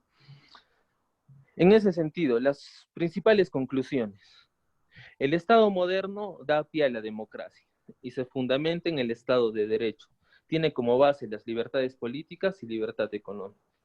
Como ustedes manifestaban, estamos más hacia un Estado mucho más occidental, ¿no? Un Estado occidental que bajo los teóricos se faculta como un Estado moderno. En segundo lugar, la Constitución es el marco institucional de un país, bajo el cual se organiza el Estado. Nuestra Constitución es nuestro marco institucional, es aquello bajo lo cual debemos respetar, debemos organizarnos, y el cual se debe de fortalecer. No pensar en cambiarlo, pero sí en reformarlo, en hacerlo más sencillo, más comprensible, y que no quede como letra muerta, más al contrario, que la Constitución sirva para que se cumpla a lo largo de todo el territorio, ¿no? Por otro lado, a raíz de los gráficos que veíamos de libertad política, libertad económica, Estado de Derecho, es de que los países con un mejor Estado de Derecho son mucho más prósperos y cuentan con mayores libertades económicas y políticas, ¿no? Es discutible, sin embargo, los indicadores y la información nos hacen afirmar pues esta premisa, ¿no? Por otro lado, la centralización es aquella forma de organización pública en la que la regionalización supone una transferencia efectiva del poder, concentrada en el gobierno central a todas y cada una de las regiones. Asimismo, supone la transferencia de recursos financieros. En nuestra práctica hay un poco de todo esto, ¿no? Pero yo me baso más en el tema financiero, ¿no? El gobierno central con el poder ejecutivo alrededor del 70%, y gobiernos locales, gobiernos locales regionales, alrededor del 30% de los recursos, ¿no? Hay que reformar, hay que insistir en cómo esta fotografía del momento pueda cambiar más adelante, ¿no? Por otro lado, la descentralización política consiste en la transferencia de competencias desde el gobierno central hacia el gobierno regional y local, y se encuentra regulada principalmente por la Constitución, la Ley de Bases de la Descentralización y Ley Marco de Modernización y leyes orgánicas, ¿no? Estas serían las principales conclusiones, con algunos matices, algunos comentarios, algunas inquietudes que ustedes también han podido exponer. No sé si haya algo más que sumar a ello. Yo los invito a participar ya para culminar la sesión del día de hoy. Adelante.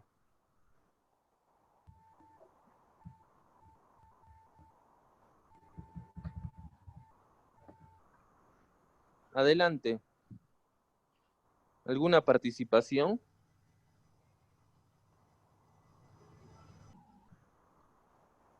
Adelante. ¿Alguna? Profesor, muy buenos días. Adelante, Michelle. ¿Qué tal, profesor? Muy buenos días, compañeros. Muy buenos días. Sí, definitivamente he estado atenta a toda la clase. Concuerdo mucho con lo que han manifestado muchos de mis compañeros y con usted también con respecto a la descentralización. Sin embargo, mucho hemos hablado de lo que es respecto a las normas, a las políticas públicas que están establecidas en el gobierno del Perú por parte de los gobiernos nacionales, ¿no? Sin embargo, muy poco hemos hablado de cuánto está en estas normas escritas conforme a la realidad de cada región. Como usted dice, la descentralización es un proceso muy importante que se debería de dar, en el sentido de que nuestras normas en la actualidad, hablo desde mi punto de vista en el aspecto presupuestal, muchas veces no está ligado con la realidad o la verdadera realidad de una región, no tanto hablo en inversiones, en el tema de gasto corriente también, lo que imposibilita que muchas de nuestras autoridades y funcionarios imposibiliten a poder tomar decisiones efectivas que no contravengan estas leyes, estas normas, ya que implican cierta responsabilidad administrativa y penal. Entonces, yo definitivamente, mi opinión sería que para un proceso de descentralización tendría que iniciar primero desde los gobiernos nacionales. Existe mucho distanciamiento entre los ministerios con los gobiernos locales y gobiernos regionales, en el sentido de que no se realiza un monitoreo, un seguimiento, el control a las inversiones de una manera adecuada, ¿no? Que tenga un acercamiento como si fuera su propia casa y conocer la realidad de cada región. Y conforme a eso también se puedan elaborar las políticas públicas del país. Muchas de estas normas están elaboradas con un criterio como si el Perú, o sea, si el Perú en general, todas sus regiones fueran una sola situación actual, una sola problemática actual, y eso no es lo que sucede. Entonces, esto genera inclusive muchas veces reversiones de recursos que son transferidos tanto en inversiones, tanto en gastos corrientes, en el sector salud, educación, genera reversiones al tesoro público, y esto se cataloga como una incapacidad de funciones, catalogan a los funcionarios con poca capacidad, poco criterio. Entonces, si bien es cierto, nosotros como país vamos a poder surgir respetando las normas, sí, pero que estas también estén hechas de acorde a la realidad y la necesidad de cada región, de cada gobierno local, regional, ¿no? Eso sería mi participación. Perfecto, Michelle, muchísimas gracias. Profesor, ¿Alguna otra participación? Adelante. Sí, simplemente conforme lo que usted indicaba, ¿no? Que hay un trabajo de institucionalidad que hacer, de ciudadanía. Yo creo que, por ejemplo, cuando se inició con este proceso de regionalización, el Estado tenía dos opciones, ¿no? O bien el hacer sobre la regionalización como proceso, o bien la creación de estados federales. Y lo que es estados federales, en el video hemos visto que Suiza hace eso, pero también a la vez Venezuela también fue por ese camino de los estados federales, y la realidad ha sido distinta, ¿no? La realidad de Suiza con la realidad de Venezuela, mediante esa misma creación de estados federales, ha conllevado a una situación muy diferente y que tiene que ver bastante también con este trabajo de la ciudadanía. Y en realidad, como sigo insistiendo, el tema de la sinergia, todo lo que hacemos o no hacemos influye en los resultados. Solo ese pequeño nada más. Gracias. Perfecto, perfecto. ¿Alguna otra participación, por favor? Sí, profesor. Adelante, Juvenal. Sí, los que me han estado, bueno, los compañeros que me han antecedido, yo creo que tienen bastante razón, ¿no? Yo quiero partir del video que nos se ha mostrado, es que Suiza pues aplica una política singular, peculiar, a comparación de tal vez, en este caso, de nuestro país. Y nosotros lo que tenemos que entender es que nuestro Estado es muy diferenciado, está estratificado, segregado, e incluso pues no hay un respeto cabal por la interculturalidad que somos.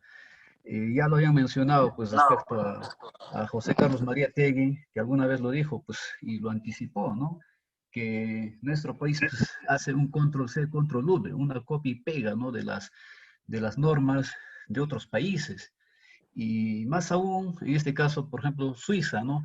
¿Cuántos años de diferencia en cuanto al desarrollo nos lleva, ¿no? Yo pienso que deben ser unos 150, 180 años, por lo menos, en avance, ¿no? Nosotros, sin embargo, si analizamos un poquito nuestra historia, empecemos con 1821, ¿no? Cuando el general San Martín proclama la independencia de nuestro país. Él pues deja supuestamente en el libre albedrío a nuestra nación, pero no nos damos cuenta que desde ahí empieza pues nuestra acefalía. Se va San Martín y el Perú pues cae en un estado en una situación de acéfalo, ¿no? Es por ello que el país empieza a organizarse ya autónomamente y empieza a tomar modelos incluso de la corona española, de otros países. Pero sin embargo, acá la reflexión es pues de que cuántos años de diferencia nos llevan pues muchos países de Europa, ¿no? De repente son 200, 300 años, copiamos esas normas, esas leyes, y lo cual pues no va en acorde a nuestra realidad nacional, ¿no? Ahora, en nuestro país no se aplica pues unas políticas de gobierno que tengan continuidad. No yendo muy lejos, Chile, por ejemplo, tiene un sistema a manera de libro blanco, si no me equivoco, que es una especie de agenda, ¿no? Cuando las políticas de gobierno se establecen o los proyectos de factibilidad de proyección social se establecen, todo, ya sea coyunturalmente o de acuerdo al régimen político, cada gobierno entrante respeta esos proyectos que ya han sido diseñados para el futuro. En cambio, en nuestro país no tenemos ese problema, ¿no? Entra un régimen de gobierno, realiza proyectos, no termina en su periodo, que son 5 años, entra un nuevo gobierno, lo deja sin efecto ese proyecto porque no va acorde a su política, entonces eso nos genera un bastantes retrasos, ¿no? Entonces, para terminar, yo creo que el aspecto de la descentralización se ha fortalecido bastante, está encaminado, ¿no? Pero un poquito se descuidan con eso, lo que es de la desconcentración, ¿no? Que tiene temáticas distintas. Esa sería mi participación. Genial. ¿Alguna otra participación, por favor? ¿Alguna participación ya para culminar?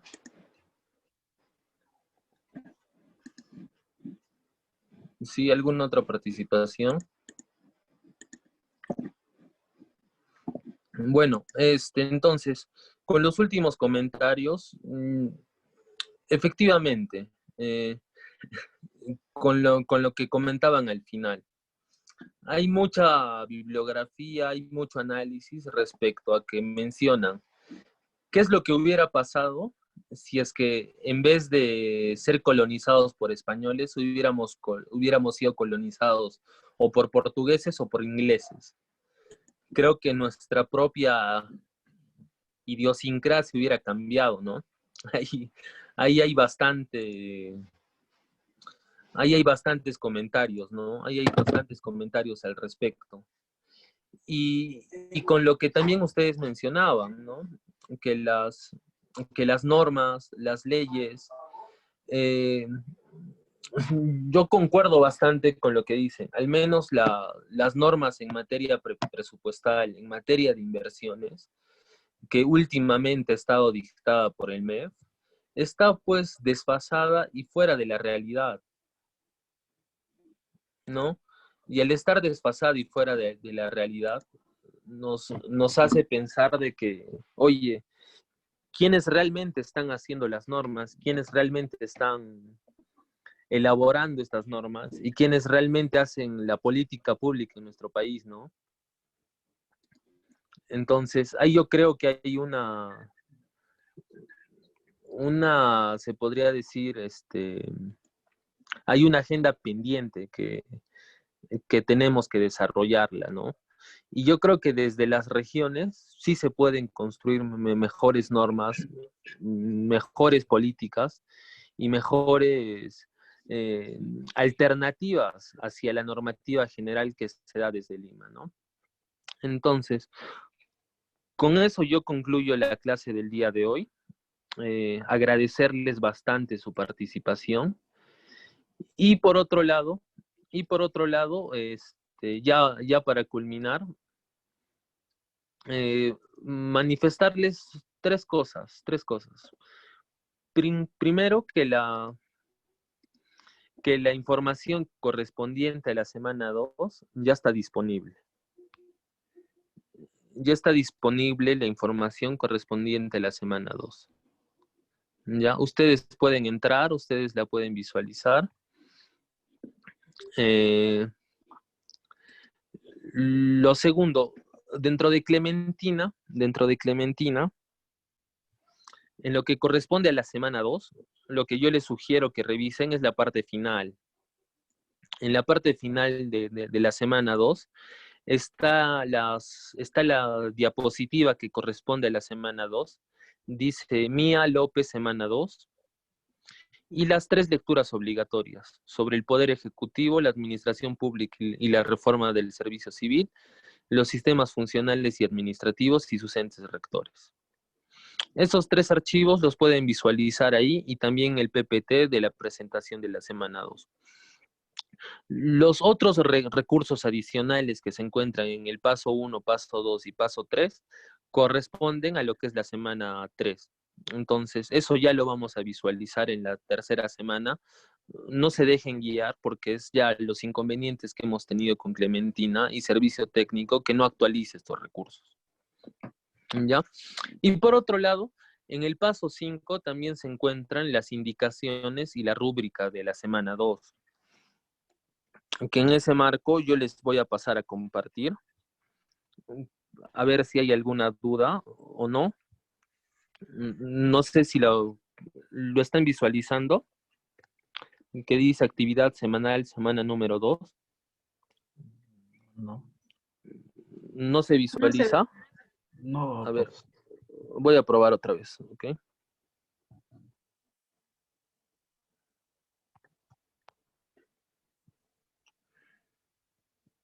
¿Ahora? Ahora sí. Ya, perfecto. Entonces, nuestra actividad de la semana 2 va a corresponder a lo que se manifiesta aquí en el punto 3, que es el informe grupal sobre identificación de los sistemas administrativos y funcionales de una entidad pública. ¿Ya? El producto integrador de la semana 4, como les estaba explicando, es un informe sobre la organización y funcionamiento. ¿Ya? Pero las indicaciones las vamos a estar dando progresivamente. Pero lo que corresponde a la actividad de la semana 2 está en el marco de del producto integrador general. ¿Ya?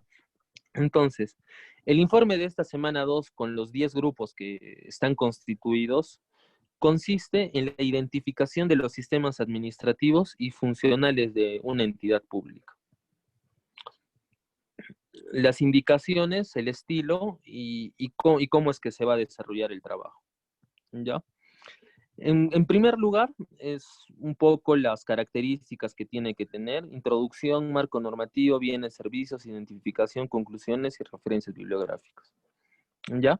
Y en la segunda parte están las indicaciones para desarrollar cada uno de los puntos, ¿ya? Lo primero que ustedes tienen que hacer es de que de los grupos que se han constituido, de los 10 grupos que se han constituido, y de manera grupal, primero tienen que identificar una entidad, ya sea una entidad una entidad del gobierno nacional, del gobierno local o del gobierno regional. Puede ser cualquier gobierno local, puede ser cualquier gobierno regional, o del gobierno regional cualquier unidad ejecutora o dependencia que ustedes vean por pertinente, o del poder ejecutivo, ¿no? Algún ministerio, un organismo desconcentrado, un programa social, entre otros aspectos, ¿no? Es que ustedes decidan de manera grupal seleccionar primero una entidad. Ya se conforman los grupos y empezamos a desarrollar el trabajo grupal. El trabajo grupal, la introducción, están ahí las pautas. En el segundo aspecto, el marco normativo de creación de la entidad. Es básicamente en este punto 2 que ustedes puedan explicar esta entidad, cómo es que se ha creado, cuál es su antecedente, cuál es su marco normativo, ¿no? Yo pondré un ejemplo, por ejemplo, de un gobierno local, ¿no? Haciendo por ejemplo, yo diría el municipio provincial de Cotabambas, ¿no? El municipio provincial de Cotabambas. ¿En qué año se crea? ¿Cuál es un poco su historia? ¿Con qué marco normativo se crea? ¿No? Y a raíz de eso se fortalece con las leyes, con la ley orgánica de gobiernos locales, ¿no? Es un poco explicar ese punto en este número 2, en el marco normativo de creación de la entidad. En el punto 3, bienes y o servicios que brinda. Si es un gobierno local, dentro de la ley orgánica ya se tiene determinado cuáles son los bienes y o servicios que presta. Igual en nivel de los gobiernos regionales y en nivel de los organismos del Poder Ejecutivo también. O sea, ellos tienen su marco normativo donde se explica también cuáles son las normas y en el marco de las normas cuáles son los bienes y servicios que prestan, ¿no? Y hacer un análisis y desarrollar las funciones que usted considere más relevantes, ¿no? En el caso de los gobiernos locales está ser promotores del desarrollo local. En los casos del gobierno regional igual. Pero ¿cuáles deberían de ser los principales servicios, bienes o servicios que podrían brindar, ¿no? En el cuarto punto, hacer ya la identificación de sistemas administrativos y funcionales. Muchos de estos temas los vamos a desarrollar en la sesión del día jueves que viene, pero en general, identificar cuáles son los sistemas administrativos y funcionales relacionados al funcionamiento de la entidad. Normativamente, a la actualidad hay 11 sistemas administrativos, ¿no? Presupuesto, endeudamiento, contabilidad, recursos humanos, modernización del Estado, control, entre otros. Pero identificar si estos 11 sistemas administrativos forman parte del funcionamiento de nuestra entidad que vayamos a seleccionar. Y los sistemas funcionales que están ya mucho más ligados, se podría decir, al cumplimiento de política pública, ¿no? Por ejemplo, el sistema integral de salud, ¿no? Es el cumplimiento de la política pública de asegurar la salud a todos, ¿no? Entonces, igual que el Sistema Nacional de Seguridad Ciudadana, hacia los CORESEC, hacia los COPROSEC, ¿no? Entonces, es identificar un poco cuáles son estos sistemas funcionales que forman parte de la entidad que ustedes vayan a seleccionar. Y también hacer un desarrollo de aquellos que ustedes puedan considerar los más relevantes, ¿no? Ahí también está, pues, el sistema funcional que se identifica como el Sistema Nacional de Transporte Urbano. que está enfocado hacia cumplir la política pública del transporte, mejorar las condiciones, entre otros aspectos. Que en el tema de los gobiernos locales, gobiernos regionales, está pues relacionado al tema de ampliación de cobertura, hacia la intervención de muchas vías, hacia contar con planes viales, entre otros aspectos, ¿no? Entonces, básicamente esas son las acciones que hay que desarrollar en la semana 2 en trabajo grupal. Finalmente, con las conclusiones y las referencias bibliográficas, entregar en PDF y cuál va a ser la rúbrica de calificación. No sé si tengan alguna duda de esta explicación. De igual manera, yo les manifiesto que ustedes me pueden escribir con total confianza si hay alguna duda o si tienen algún inconveniente para poder seleccionar alguna entidad que ya sea del Poder Ejecutivo, Poder Judicial, Legislativo y a nivel de gobierno. Sí, Profesor, sí, buenos adelante. días. Una consulta. Con respecto al trabajo, una vez culminado, ¿se le va a enviar, cada miembro del grupo le va a enviar o solo un envío por grupo? Ya, es solamente un envío por grupo. En el paso 5, donde se menciona el segundo avance del producto integrador, así como están subiendo los trabajos de la semana 1, ahí se va a habilitar para que puedan subir por grupos. Entonces, lo que yo les sugiero es de que se pongan de acuerdo quién va a subir el trabajo, pero solamente basta con que uno suba. Porque la configuración para que se puedan subir los trabajos va a ser de manera grupal. Entonces, es un poco que se organicen ustedes quién es el que va a subir pues la versión final para que no haya ninguna dificultad en ello. Yo he tenido algunos inconvenientes el mes pasado en el sentido de que uno del grupo subía antes y de ahí otro del grupo decía, no, profesor, esa no es la versión final, esa es la versión final, ¿no? Entonces, para no tener inconvenientes, lo que yo les sugiero es organizarse de la mejor manera y que solamente una persona suba y que esa persona que suba sea pues el trabajo final. ¿Ya? La relación de grupos finales va a estar subida el día de hoy por la tarde, la voy a compartir en Clementina y también se las voy a pasar por WhatsApp con los correos y números telefónicos para que ustedes se puedan poner de acuerdo. ¿Alguna otra consulta más, por favor? ¿O con eso terminamos la sesión del día de hoy?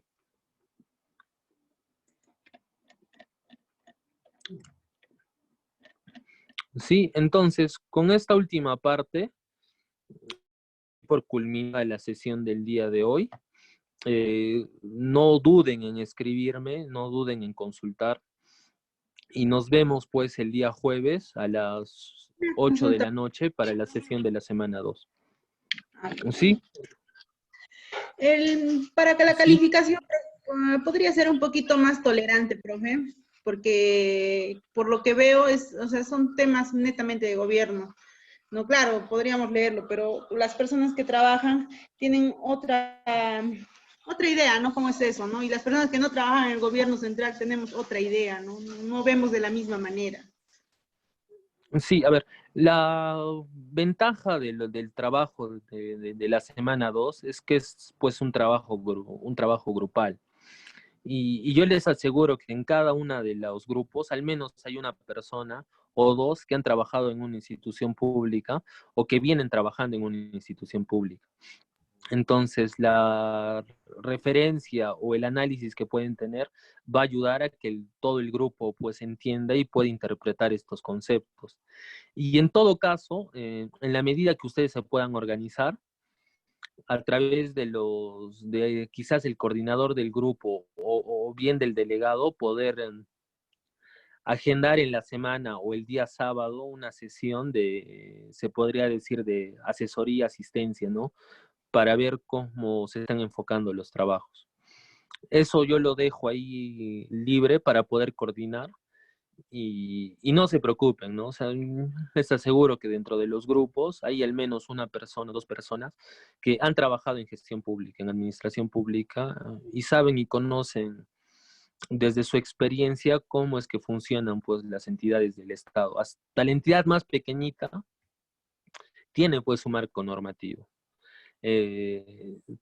casi todos los gobiernos locales, con algunas excepciones, forman parte del Sistema Nacional de Presupuesto y también de inversión pública. Entonces, ahí hay una tarea que ustedes tienen que desarrollar y en todo caso, en la sesión del día jueves, dar mayor alcance y dar mayores precisiones al respecto, ¿no?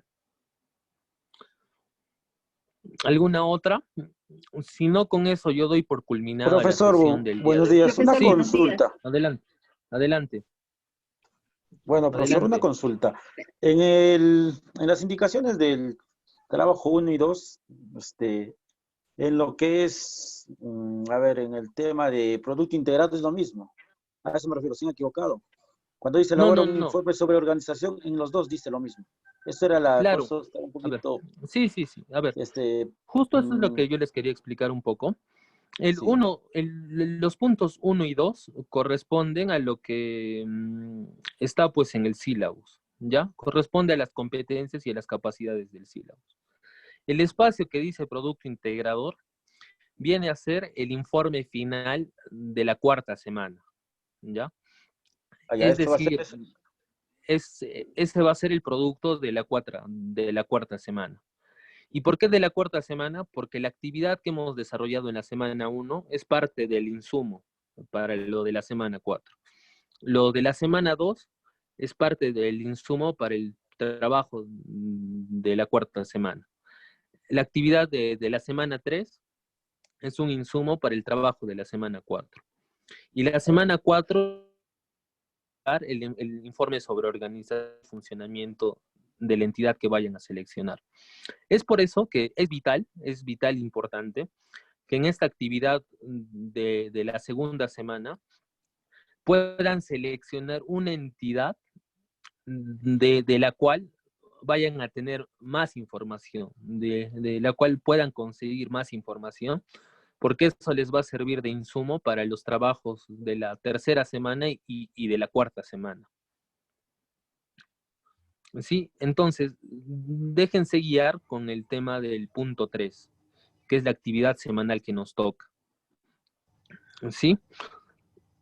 Profesor, Sí. profesor, disculpe, Adelante. una consulta. En ese entender, justamente yo también tenía el día de ayer una duda con respecto a lo que decía la actividad semanal y el producto integrador, ¿no? También me entendí que el producto integrador pertenece ya al informe final. Entonces, Exacto. yo ayer tenía esa duda en el sentido de que, por ejemplo, si en la actividad de la semana 1, en este caso del proceso de descentralización, lo íbamos a hacer conforme a un marco teórico, nada más un análisis general, o es necesariamente específico a una entidad, como por ejemplo el proceso de descentralización del gobierno regional, por ejemplo, ¿no? De Apurímac, de Cusco, yo qué sé, o puede ser a manera general del país. A ver, la actividad de la primera semana es más general. O sea, me han escrito bastantes y yo les he dicho, o sea, lo pueden enfocar de dos maneras, ¿no? Uno, hacerlo de una manera específica, una realidad específica, desde el punto de vista de un gobierno regional o un gobierno local. O hacer el comentario respecto a todo el proceso de descentralización a nivel del Perú. Están ustedes en la libertad. ¿Por qué? Porque eso les va a servir como ejercicio para que en lo que es la segunda semana puedan decidir qué entidad realmente seleccionar para los trabajos que van a venir en la segunda, tercera y cuarta semana. Entiendo. Sí, ¿ya? Entonces, con esto concluimos la sesión del día de hoy. Nos vemos el día jueves a las 8 de la noche. Creo que el consenso ha sido de todos para que se continúe con el horario, que no va a variar de 8 a 10 de la noche. Y por otro lado, si en la semana tienen algún inconveniente con Clementina, alguna dificultad, yo les ruego que me puedan manifestar sus problemas inconvenientes. De igual manera, ya está disponible el material como les manifestaba de la semana 2, entonces ustedes ya lo pueden visualizar. Y de la misma manera también yo voy a hacer unos anuncios en el foro de anuncios del tutor para que quede registrado todos estos apuntes y acciones que también les he manifestado el día de hoy. ¿Ok? Entonces, con este último comentario, yo termino la sesión del día de hoy. Que tengan un muy buen fin de semana en lo que queda del domingo y que tengan una buena semana también. Hasta luego y un placer tenerlos como alumnos. Hasta luego. Profesor, una consulta, profesor, disculpe. Sí, adelante, adelante. El trabajo en sí es la ubicación de una, o diré, entidad pública del Estado y realizar su funcionamiento de la entidad, su Sí, organización, exactamente. funcionamiento. Nada más. Sí. El análisis en sí no solamente es el funcionamiento de la universidad, o diré de una entidad pública.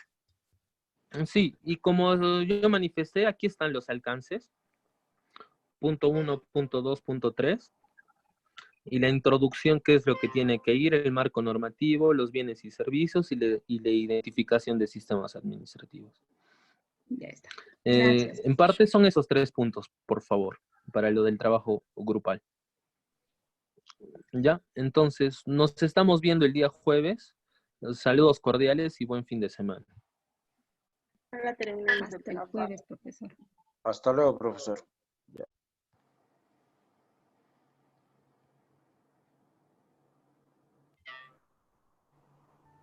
El jueves juega Perú con Paraguay.